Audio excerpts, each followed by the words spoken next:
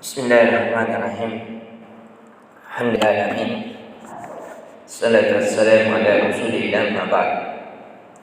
Allahumma nas'aluka ilman nafi'an wa rizqan tayyiban wa amalan mutaqabbalan. Assalamualaikum warahmatullahi wabarakatuh. Alhamdulillah, kita kembali melanjutkan dari kisah-kisah para nabi, yang dimana dengan mempelajari kisah-kisah para nabi itu semakin membuat kita terarah dalam hidup, karena tidak ada jalan kehidupan di atas kebahagiaan kecuali dengan mengikuti jalan para nabi. Karena orang yang paling bahagia di muka bumi, mereka adalah para nabi yang dibahagiakan oleh Allah Azza wa Jalla, yang dimana kehidupan mereka itu di atas kesyukuran, di atas kesabaran, di atas kesandaran dalam segala urusannya kepada Allah Azza wa Jalla. Di pertemuan kali ini kita akan memasuki dari kisah Nabi Daud alaihissalam. Setelah kita mengisahkan dari kisah Nabi Musa alaihissalam, kita akan memasuki kisah Nabi Daud alaihissalam. Nabi Daud ini tentunya harus yang kita pelajari dari Nabi Daud, khususnya yang memiliki jabatan yang tinggi, kedudukan yang tinggi, itu jangan sombong, karena kedudukan Nabi Daud itu tidak diragukan. Beliau adalah seorang presiden, beliau adalah seorang kepala pasukan, tapi kedudukan hal itu tidak membuat beliau jauh dari ibadah kepada Allah. Karena Nabi Daud itu orang yang pertama kali yang membuat baju perang. Saking kuatnya Nabi Daud itu sampai-sampai baju perang dia buat tidak perlu pakai palu, tidak perlu pakai gurinda. Dia membentuk baju perang dengan tangannya sendiri. Allah jadikan kekuatan kepada Nabi Daud itu lebih dari kekuatan manusia biasa. Dan kelebihan Nabi Daud, dia mampu melunakkan besi tanpa alat, tanpa dipanaskan.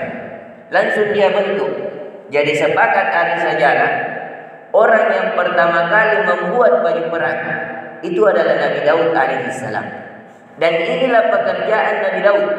Jadi dia membuat baju perang, membuat tameng perang, kemudian dia jual, kemudian dari hasilnya itulah beliau menjadi penghasilan sehari-harinya. Ini dari kisah Nabi Daud alaihissalam. Yang pertama kita mempelajari lebih awal dari nasab Nabi Daud. Nabi Daud ini memiliki anak nanti namanya Nabi Sulaiman, yang dimana Nabi Daud itu di antara kelebihan Nabi Daud alaihissalam. Dari kelebihan setelah dia diangkat menjadi nabi, dia juga seorang hakim di kampungnya dari kalangan Bani Israel. Bahkan dari kalangan Bani Israel itu barunya ada nabi yang beliau cintai dan beliau sangat agungkan, sampai-sampai orang Nasrani dan Yahudi itu berdebat dalam ahli sejarah tentang menasabkan kepada siapa dinasabkan ini Nabi Daud alaihissalam. Karena Nabi Daud mengumpulkan dua kerajaan, kerajaan kenabian dan kerajaan dunia. Itu dia seorang presiden dan dia seorang hakim. Senantiasa orang datang kepadanya untuk diputuskan masalahnya. Akan tetapi kita mempelajari terlebih awal dari nasab Nabi Daud alaihissalam. Daud yang pertama boleh dibaca dua, boleh Daud dengan waw, kemudian di dhamma wawnya Daud. Boleh juga dibaca panjang Daud. Jadi nanti setelah waw di dhamma ada huruf o lagi mati, jadi bacanya agak panjang Daud. Boleh juga Daud, tidak dibaca panjang setelah waw yang di dhamma. Ini bacaan tentang Daud, yaitu dua bacaan, di dhamma wawnya ditambahi dengan waw yang mati, atau boleh juga dihilangkan. Ini bacaan yang lebih kuatnya adalah keduanya dibolehkan. Adapun nasab Nabi Daud alaihi salam adalah Daud bin Yasin, bin Ubaid, bin Bu'is, bin Salmun, bin Nahshun, bin Amnyan, bin Ram, bin Hasrun, bin Faris, bin Yahuda, bin Ya'qub, bin Ishaq, bin Ibrahim alaihi salam. Jadi Nabi Daud adalah keturunan dari Nabi Ibrahim dan Nabi Ishaq. Ini yang kedua yang kita ambil pelajaran di subuh kali ini, bahwasanya Nabi Daud adalah keturunan dari Nabi Ibrahim alaihi salam, dari jalur Nabi Ishaq, dari jalur Nabi Ishaq alaihi salam, dari jalur Ya'qub, Ya'qub dari jalur Yahuza. Sebagaimana yang telah kita pelajari bahwa Ya'qub memiliki 12 anak, yaitu saudara Nabi Yusuf. Ada salah satunya namanya Yahuda.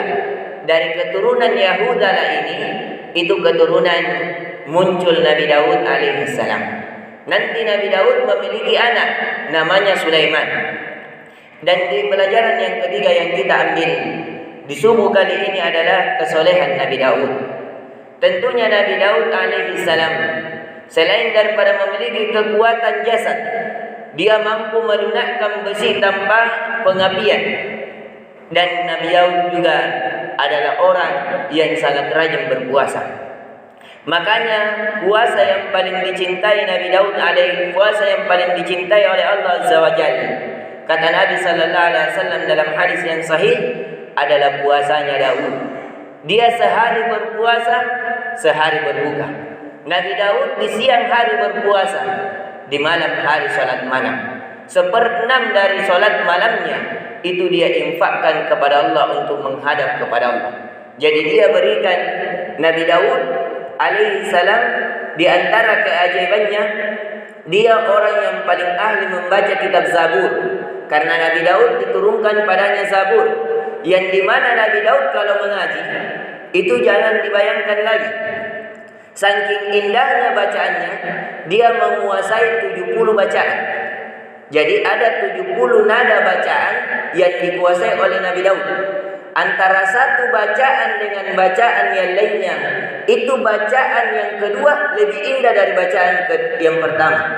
Bacaan yang ketiga lebih indah daripada bacaan yang kedua dan ketiga. Sampai-sampai kalau Nabi Daud keluar dari rumahnya dan terus membaca Zabur, sampai-sampai itu pepohonan bergerak, burung-burung mengelilinginya, dan gunung-gunung ikut juga berdetak untuk berzikir bersama Nabi Daud alaihi salam. Itu bagaimana keindahan, sampai-sampai pohon saja ikut berzikir kepada Allah, gunung-gunung ikut bergetar berzikir kepada Allah. Maka dari itu Nabi Daud alaihi salam adalah kelebihan yang ketiga adalah dia memiliki suara yang indah dalam melantunkan kalamullah. Dia memiliki 70 bahasa dalam mengindahkan ketika ia berzikir kepada Allah.